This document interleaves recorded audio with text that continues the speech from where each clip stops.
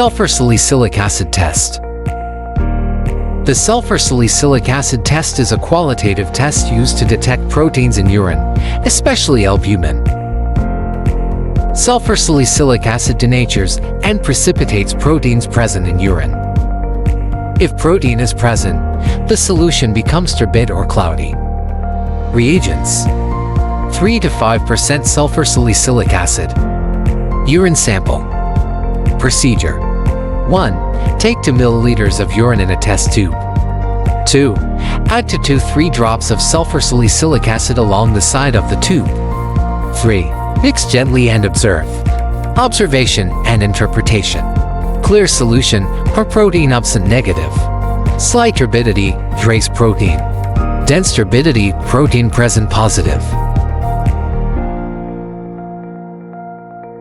Semi-quantitative interpretation of urinary protein.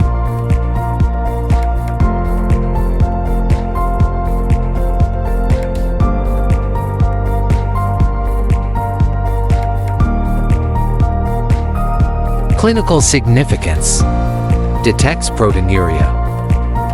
Helpful in diagnosing nephrotic syndrome, renal damage, preeclampsia.